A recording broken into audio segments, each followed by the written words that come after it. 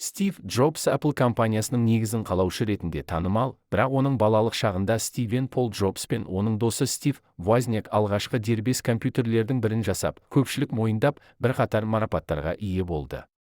Авторитаризм, жанжалды мінез-құлық және қиын балалық шақ табысқа жетудің ең жақсы бастапқы шарттары емес.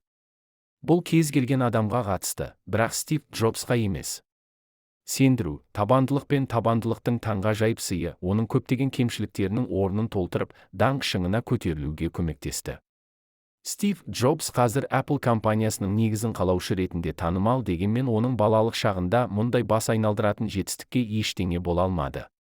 Студенттік жылдарында ол оқудан шығарылды, бірақ Стивтің жатақхана бөлмесі болмағандықтан достарының бөлмесінде еденде ұйықтады. Ол азық-түлік сатып алу үшін 5 центке кокс бөтелкелерін жинап, айналдырды, және әр жексенбіде Стив аптасына бір рет Харе Кришна ғибадатханасында жақсы тамақ ішу үшін қала бойынша 7 миль жүрді. Стивен Пол Джобс 1955 жылы дүниеге келген. Ата-анасы Абдул-Фаттах Джон Джандали мен Джоан Шибл отбасын құра алмады, өйткені Джоанның әкесі мен анасы бұл некеге үзілді-кесілді қарсы болды. Сондықтан Джоан басқа қалаға босануға, содан кейін баланы патронаттық отбасына беруге мәжбүр болды. Алайда ол асырап алған ата-анасынан ұлын жоғары оқу орнында оқытамыз деп уәде берген. Балаға Стивен Пол деген ат қойған Пол мен Клара Джобс. Көлік жөндеуші болып жұмыс істеген асырап алған әкесінің арқасында бала электрониканың қыр-сырымен танысып, осы қызметке қызығушылық танытты. Стив оқуға көп қызығушылық танытпады, сондықтан мектепте жоғары бағалармен мақтана алмады. Мен аңғалдықпен Стэнфорд сияқты қымбат колледжді таңдадым, және ата-анамның барлық жинаған ақшасы оған дайындалуға жұмсалды. 6 айдан кейін мен білімімнің мәнін көрмедім. Мен не қалайтынымды білмедім. Менің өміріммен айналысу үшін мен колледждің мұны түсінуге қалай көмектесетінін түсінбедім. Сондықтан мен ата-анамның өмір бойы жинаған ақшасын жұмсадым, мен алдымен қорқатынмын. Бірақ қазір бұл менің ең жақсы шешімім екенін түсінемін. Бүкіл өмірі Стив Джобс қиын өмір сүрді. Алюминий банкаларын жинап, аштыққа ұшырады. Алайда оның Рид колледжінде болған қысқа уақыты ол үшін бекер болған жоқ. Ол ақш-тағы ең жақсы каллиграфия курстарына барды. Ол барлық қаріптерді және әріп комбинациялары арасындағы қашықтықты зерттеді. Негізінде керемет басып шығаруды керемет ететін барлық нәрсе. Бұл білім кейінірек ол Стив Возняк екеуі өздерінің алғашқы Macintosh компьютерін жасаған кезде пайдалы болады. Егер мен оқуды тастамағанымда, мен бұл каллиграфия курсына ешқашан жазылмас едім. Компьютерлер қазіргі таңдағы таңғажайып типографияға ие болмас еді. Өйткені ол орта мектеп туралы аттестат алды, дегенмен Стив басқа қалада Hewlett Packard зерттеу клубына бара бастады. Ол жерде бірінші рет дербес компьютерді көрді. Джобс өзінің өнертабысының арқасында Hewlett Packard компаниясының басшысы Билл Хьюлеттпен танысып, тіпті жастығына қарамастан, ол кезде Стивен 13-те ғана болатын лауазымға ие болды. 16 жасында оның жеке көлігі, хиппилермен тәжірибесі және марихуана шегудің жаман әдеті болды, бірақ Джобс төмен түспеді. Мүмкін болашақта оның досы әрі серігі болған Стив Вознякпен танысуының арқасында. Возняк әрине дарынды болды, бірақ оған Джобстың табандылығы мен ақылдылығы жетіспеді. Сондықтан достар бір-бірін керемет толықтырды.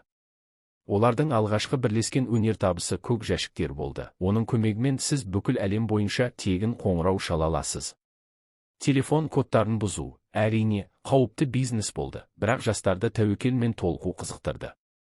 1975 жылы Возняк өзінің алғашқы дербес компьютерін жасап, оны Hewlett Packard басшылығына қарауға ұсынды, бірақ Джобсқа қарағанда жоғары лауазымды адамдар оның өнертабысын бағаламады. Мұқият ойланып, Стивен екі достың өмірін түбегейлі өзгерткен шешім қабылдады.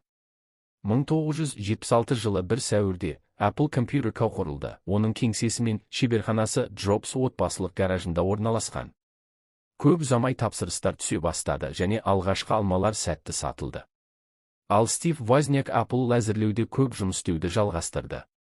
Жұмыстардың алдында күрделі міндет тұрды. Дербес компьютерлерді жаппай өндіру мен сатуды ұйымдастыру, инвесторлармен және жарнамалық компаниялармен келіссөздер жүргізу. Apple айы 1977 жылы пайда болды, және компанияны 80-ші жылдардың басына дейін әлемдік нарықта сөзсіз көшбасшыға айналдырды. Өйткені екі Стивтің де әл-ауқаты күрт жақсарды, өйткені олардың компьютерлері Америкада ғана сатып ала бастады. Бірнеше жылдан кейін Apple мен Xerox арасында өзара тиімді келісім-шарт жасалды. Hego компаниясының инновациялық әзірлемелері компьютердің негізгі компоненттерін біріктіретін жаңа Macintosh жобасы үшін өте пайдалы болды. Жүйелік блок, пернетақта және монитор.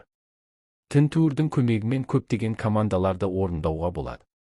Бұл айтарлықтай прогресс болды, және Macintosh керемет танымал болды. Бірақ Джобстың көшбасшылық стилі бәріне бірдей ұнай бермейтін. 1985 жылы ол өз кәсіпорнынан босатылды.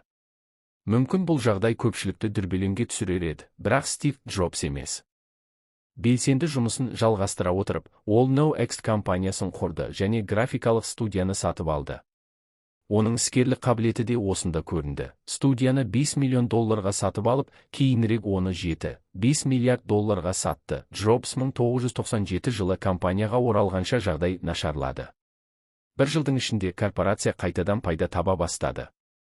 Джобстың басшылығымен iTunes, Mac, iPhone, iPod және iPad әзірленді. Бұл Apple корпорациясын әлемдік нарықтағы ең беделді және танымал компаниялардың біріне айналдырған. Стивен Пол Джобс 2011 жылы ұзаққа созылған аурудан кейін қайтыс болды. Әрқашан көшбасшы бола алатын өркендеп келе жатқан компания.